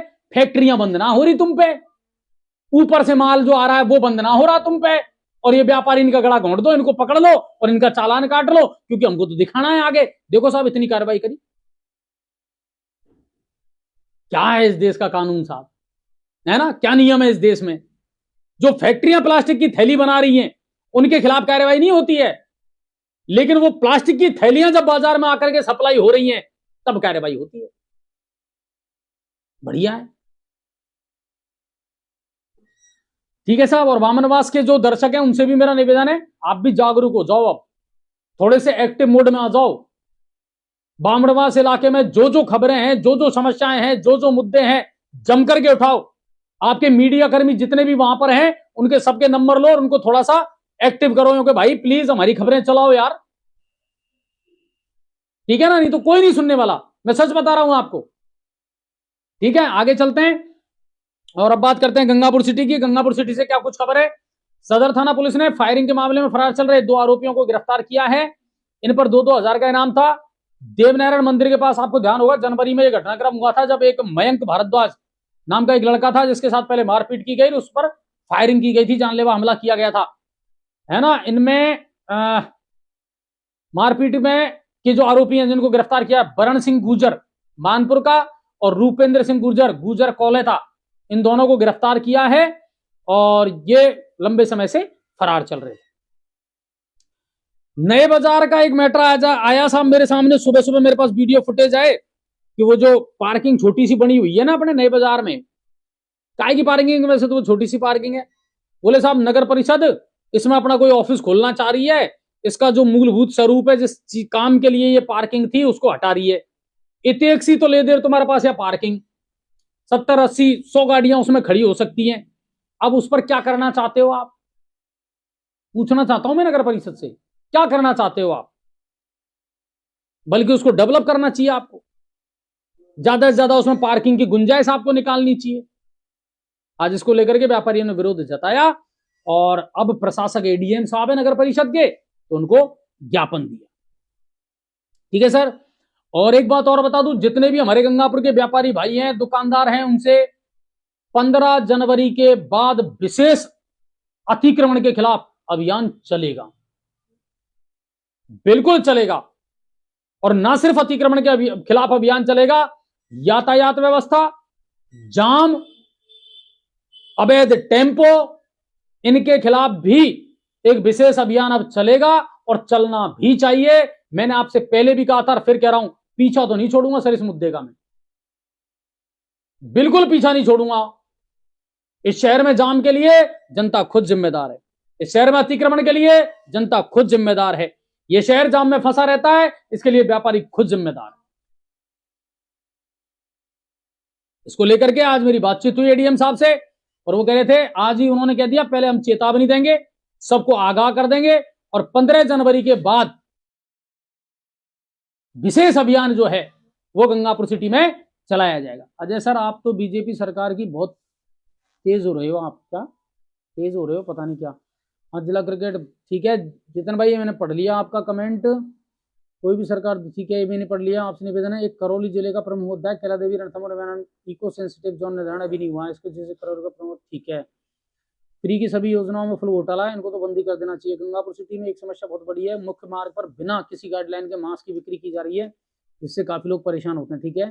अजय सर, आज तो बीजेपी का बहुत दूर रहे हो आप, पता नहीं क्या लिखा है, ठीक है। बिजली विभाग को लपेटो ना, एक सैलरी से न जाने कितनी जगह टैक्स देते हैं आम पब्लिक, ठीक है। बिजली विभाग को लपेटो, बिजली विभाग का तो सही चल रहा है, नमक डाले या नमक में आटा कुछ समझ नहीं आ रहा, ठीक है ना। बामनवास के बराबर भ्रष्टाचार कौन सी तहसील के अंदर है, कौन से जिले के अंदर है, कौन सा राज्य के अंदर है, कौन सा प्रदेश के अंदर है, कौन रे तो जगमोहन भाई खबर तो डालो, समस्या तो उठाओ। बाजार की वो तो इनको जीएसटी दे रही है, ठीक है। बामनवास के अंदर, ठीक है। सरपंच की रिटायरमेंट नहीं लिया, जिससे पहले उनकी कार्यकाल किया, ठीक है। मुद्दे तो उठाने पड़ेंगे भाई। नहीं सर, हकीकत में बोल रहा हूँ, मुझे पता नहीं था बामनवास नगर पालिका में तो पंचायत समझता था, आज पता लगा नगर पालिका है। हाँ सही बात है, नगर पालिका वार्ड नंबर 3 से 50 से लाइट बंद पड़ी है, ठीक है। वजीरपुर में बहुत अतिक्रमण है। सर सपोर्टर के बारे में कुछ तो बोलो। सपोर्टर की साइड से कोई खबरें आती है तो मैं जरूर बताता हूँ भाई साहब, है ना। भान बड़ौदा से नौगांव होते जाने वाला रास्ता पिछले 3 साल से बंद है।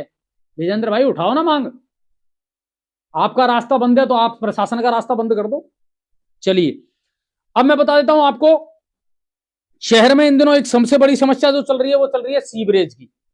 और ये शहर इतना बड़ा मुर्दों का शहर है। अभी मैं घर से जब आ रहा था ना स्टूडियो के लिए, तो आदर्श नगर के वहां आकाश इंस्टीट्यूट के सामने बहुत बड़ा गड्ढा, जो वो बायोमीटर मशीन थी उससे कर दिया।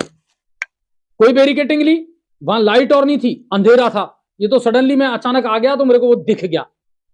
मैं वहां से आगे चला तो वो जेसीबी मुझे खुदाई करती हुई रोड पे मिल गई। मैंने उससे पूछा, मैंने कहा भाई वो तुम खोद के आए? हाँ भाई साहब मैंने खोदा। तो मैं, क्या आपने कोई बैरिकेटिंग लगाई वहां? है भाई साहब नहीं लगाई। तो मैंने कहा बेशरम आदमी, थोड़ा तो सोच ले, पूरे शहर को तो तुमने छलनी कर दिया, जगह जगह जाम लग रहा है। हालांकि मैंने पहले खबर चलाई एक आध दिन, तो उसका असर ये हुआ, अब सालोदा पर तो पेचवर्क इन्होंने कर दिया और बहुत क्वालिटी के साथ कर रहे हैं। मैं भी खुद देख के आया हूं। उनके जो अधिकारी हैं, सुपरवाइजर, उनसे भी मेरी आज सुबह बात हुई थी। उन्होंने फोन किया, अजय जी आप आइए, और हम बहुत बढ़िया क्वालिटी के साथ में वो जो चैम्बर वगैरह उन्होंने मेन रोड पे डाले हैं और जहां खुदाई की है उसका अच्छे तरीके से हम पेच वर्क कर रहे हैं। तो मैं खुद भी उसको आज देख करके आया। फिर मैंने उदय मोड़ पे जो गड्ढा है उसका भी जिक्र करा मैं कि भाई साहब इसको कब कर दोगे? बोले भाई साहब आजकल में हम इसको बंद कर देंगे।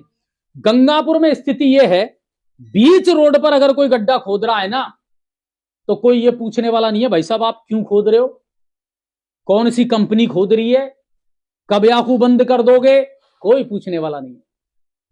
बीच सड़क अगर आप गाड़ी खड़ी करके चले जाओ तो गंगापुर में कोई ये पूछने वाला नहीं है ये गाड़ी किसकी है, कौन खड़ी करके गया है। अगल बगल में से लोग निकल जाएंगे मगर कोई उसके बारे में सवाल जवाब नहीं करेगा। और फिर उम्मीद करते हो साहब गंगापुर में विकास हो जाए, साहब गंगापुर में समस्याओं का समाधान हो जाए। कैसे होगा, कैसे होगा? जिस शहर में अधिकांश लोग मुर्दा हों, मरे पड़े हों, उस शहर में विकास होगा कैसे? मीडिया है चिल्लाता रहता है, वो जरूर बातें उठाता रहता है, समस्याएं और मुद्दे उठाता रहता है। जनता क्या कर रही है? जनता ने लड़ी कभी अपने हक की लड़ाई? कि साहब पिछले 5 साल से शहर को छलनी करते आ रहे हो, खोदते आ रहे हो, इसको बंद कब करोगे? कब हमको अच्छी सड़कें मिलेंगी? कब हमको पीने का शुद्ध पानी मिलेगा और पर्याप्त पानी मिलेगा? पूछा कभी? नहीं पूछा। और जब हम पूछते हैं तो कहते हैं क्या करें भारद्वाज जी, हमारी कोई सुनता ही नहीं है। कोई नहीं सुनता तो फिर चुपचाप पड़े रहो। क्या काम है तुम्हें समस्याओं से, क्या काम है तुम्हें सुविधाओं से? ऐसे काम नहीं चलेगा, ठीक है सर। इसके अलावा वजीरपुर में क्या कहने साहब, भ्रष्टाचार पूरी तरीके से चरम पर है। सब कुछ ऐसा चल रहा है जैसे वहां के अधिकारी होकर के भी नहीं है और नगण्य है। बिल्कुल वजीरपुर की स्थिति है। वहां के हमारे जो रिपोर्टर है अरविंद जी, आज सुबह मेरी जब उनसे बात हुई, बोले साहब एसडीएम मैडम कब आती हैं, कब जाती हैं, कितनी देर ऑफिस में बैठती हैं, किसी को कोई पता नहीं होता। ये कार्य प्रणाली है एसडीएम वजीरपुर सुधारानी मैडम की। और हमें तो बहुत पहले से पता था, जब वो यहां तहसीलदार रह करके गई तभी हमने उनकी कार्य प्रणाली देख ली। ईश्वर की कृपा से प्रमोशन हो गया, एसडीएम बन गई। हमें यह भी पता था कि वो यहां से दूर नहीं जाएंगी, घूम फिर करके जैक चैक लगा करके वापस ट्रांसफर यहीं होगा और आ गई वापस वजीरपुर। वजीरपुर आने के पीछे हो सकता है उद्देश्य भी यही हो। खुल करके कह रहा हूं, बहुत स्पष्ट तरीके से कह रहा हूं, बहुत स्पष्ट तरीके से कह रहा हूं कि यहां आने का हो सकता है कारण भी यही रहा हो कि मेरा घर है, क्या काम है, मेरे जचे तो ऑफिस जाऊं, जचे तो ना जाऊं, जचे तो सुनवाई करूं, जचे तो ना करूं। और वजीरपुर की 80% जनता, मैं तो चाहता हूं वजीरपुर के लोग इसको लेकर के कम से कम कुछ तो आप एक्शन लो।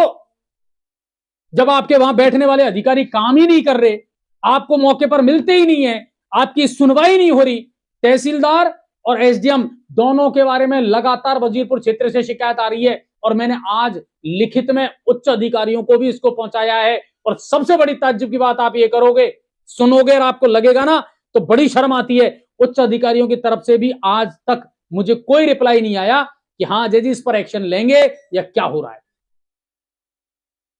किससे उम्मीद करोगे फिर आप, किससे उम्मीद करोगे बताइए। आप एक अधिकारी हैं, आप, आपकी जिम्मेदारी बनती है।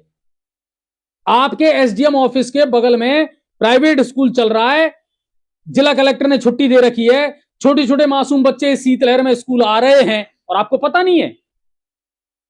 कलेक्टर के आदेशों की धज्जियां उड़ रही हैं और आपको पता नहीं है। क्या बात है मैम, वाकई में आप कितनी बढ़िया और गंभीरता के साथ अपनी नौकरी कर रही हैं। यह स्थिति है। मेरे पास आई है आज वजीरपुर से शिकायत कि सर सारे प्राइवेट स्कूल खुले हुए हैं और छोटे छोटे बच्चों को स्कूलों में बुलाया जा रहा है। मैं तो उन मां बाप से भी कहना चाहता हूं, एक साथ एकजुटता के साथ में विरोध करो ना इन चीजों का, नहीं भेजना हमको हमारे बच्चे को स्कूल। तुम भी कम को नहीं, तुम भी तो घैट को नहीं, तुम भी तो भेज रहा हो। क्यों भेज रहे हो, किसको पढ़ाएंगे, दीवारों को? मत भेजो, मैं नहीं भेजना चाहता अपने बच्चों को, दैट्स इट। अरे साहब और भी तो भेज रहा है, और तो कुआं में गिरेगा, तू भी गिर जा। क्या मतलब है तुम्हें इन चीजों से? जो चीज सही है वो सही है, जो गलत है वो गलत है। और आज इसी पूरे चीज को लेकर के मैंने भेजा है उच्च अधिकारियों को पूरा कि साहब जिला कलेक्टर के आदेशों की धज्जियां उड़ रही हैं, वजीरपुर में अधिकारियों को कोई लेना देना नहीं है, क्या व्यवस्थाएं चल रही है इनको लेकर के, ये हालात हैं। लेकिन सुने कौन, गंभीरता दिखाए कौन, सोचना पड़ेगा सर, ठीक है ना। किसी पर यूं ही एलिगेशन नहीं लगाते हम, और जरूरी नहीं है कि हर चीज के लिए सबूत मांगे जाए या लिखित में कुछ मांगा जाए। जनता के फीडबैक जो होते हैं ना वो भी बहुत मायने रखते हैं। हम जनता से फीडबैक लेते हैं अधिकारियों के विषय में, हम जनता से फीडबैक लेते हैं सरकारी महकमों के विषय में, क्या चल रहा है, किस तरह का चल रहा है, कौन सा अधिकारी की कार्यप्रणाली क्या है, सब पता लगता है। जनता सब कुछ कह देती है साहब। कब सुधार होगा? सरकार कह रही है नहीं साहब अंतिम व्यक्ति तक योजनाओं का लाभ पहुंचना चाहिए, पहुंचाएगा कौन? तुम्हारे एकर्मण्य अधिकारी, तुम्हारे निकम्मे अधिकारी जो कुछ करना ही नहीं चाहते। ऐसे तो काम नहीं चलेगा। कुछ अधिकारी ऐसे हैं जो दूसरों के लिए एग्जाम्पल बन रहे हैं, अच्छे उदाहरण बन रहे हैं, जो काम कर रहे हैं, उनमें है इच्छा शक्ति। और कुछ ऐसे हैं जिनको सिर्फ इससे मतलब है मेरी तनख्वाह मिल जाए, भाड़ में जाए, मुझे क्या लेना देना है, घर में नौकरी करनी है। सर कोई भी गलत कमेंट नहीं करना और गंदा कमेंट नहीं करना। जगमोहन जी आपने बहुत गलत लिखा है, बहुत गलत लिखा है, आप ब्लॉक हो जाओगे। मैं फिर कह रहा हूं आपसे, शालीनता के साथ, तरीके के साथ में आप अपना कमेंट करें, कहीं कोई दिक्कत नहीं है। किसी भी प्रशासनिक अधिकारी के खिलाफ या राजनेता के खिलाफ बोलना मीडिया के लिए कोई बुराई नहीं है, कोई गलत नहीं है, मगर शब्दों की संयमिता और मर्यादा होना बहुत जरूरी है। चाहे वो कोई भी अधिकारी है, हमारा किसी से कोई पर्सनली दुश्मनी थोड़ी है बेचारे से। अच्छी बात है, वो आया है, उसका सम्मान है, आप अच्छी नौकरी करिए, यहां से आज हैं कल नहीं होंगे, कहीं दूसरी जगह आप नौकरी करेंगे, लेकिन जब तक आपका कार्यकाल है तब तक तो अच्छा काम करें। आप गलत किसी के लिए कुछ ना बोलें, ये मेरा निवेदन है सर। बजरी की पकड़ तो सुनिए, पर आज तो बूढ़े भी पकड़ देख लिया हमने तो। ठीक है, गंगापुर का विधायक पहुंचाएगा, ठीक है, ठीक है ना। गलत कमेंट मत करो नहीं तो अजय जी ब्लॉक कर देंगे। नहीं बिल्कुल करूंगा सर, मैं माफी चाहता हूं, लेकिन हमें ऐसे दर्शकों की आवश्यकता नहीं है हम भी बोलते हैं, खुल करके बोलते हैं, स्पष्ट बोलना चाहिए, सच्चाई के साथ बोलना चाहिए, पर हर अधिकारी का एक सम्मान है। सम्मान हमेशा हर अधिकारी का है। मैं अधिकारियों से जब भी बात करता हूं सम्मान के साथ, लेकिन उनकी कमियां खामियां वो उनको मुंह पर भी बता देता हूं मैं, सर प्लीज ये शिकायत आ रही है हमारे पास, इसमें सुधार करिए आप। तो इन चीजों पर ध्यान दीजिए सर, ठीक है ना। चलिए, बहुत बहुत धन्यवाद आप सभी का, बहुत बहुत शुक्रिया। कल फिर आपसे मुलाकात करेंगे ताजा खबरों के साथ और ताजा अपडेट के साथ में। सड़कों का काम जहां जहां खोद करके पटक दी, जैसे आदर्श नगर है, मेरी वाली कॉलोनी है, उनको लेकर के आज ही मैंने जो हमारे जिला अध्यक्ष हैं भाजपा के मान सिंह जी, उनको फोन किया है अभी शाम को, और मैंने कहा साहब ये जो अधिकारी आपने ला करके बैठा तो दिए यहां, ये फोन नहीं उठाते। मैं बहुत जिम्मेदारी के साथ कह रहा हूं, एक्शन बदन जी आप फोन नहीं उठाते हो। मैं पिछले बार कई बार आपको फोन कर चुका हूं, कल मैंने आपको खूब सारे फोन किए हैं, आज भी मैंने आपको फोन किया और आपने फोन फॉरवर्डेड कर रखा है। और आपके ठेकेदारों ने 15-15, 20-20 दिन पहले पब्लिक को बेवकूफ बना करके कि साहब सड़कों का काम चालू हो गया और खुदाई करके पटक दी, और अब वहां पानी भरा हुआ है, जनता परेशान है। कहां गया मैं आपके ठेकेदार? क्यों नहीं करवा रहे आप इन कामों को चालू? और हक बनता है हमारा पूछना आपसे, करवाइए इन कामों को या फिर मना कर दीजिए। हमारी सड़क जैसी थी वैसी वापस करके दे दीजिए। अगर आपसे नहीं हो रहा तो ये हाथ जोड़ के निवेदन है, सीधी आंखों में धूल मत झोंको पब्लिक के यार, जनता वैसे ही बहुत परेशान है, बहुत दुखी है। ठीक है सर, बहुत बहुत धन्यवाद आप सभी का। कल फिर आपसे मुलाकात करूंगा ताजा खबरों के साथ में और ताजा अपडेट के साथ में। बाकी आप जागरूक हो जाओ, ये मेरा निवेदन है। बिना जनता के जागरूक हुए ना अधिकारी काम करने वाले, ना राजनेता काम करने वाले, मीडिया तो अपना काम कर रहा है।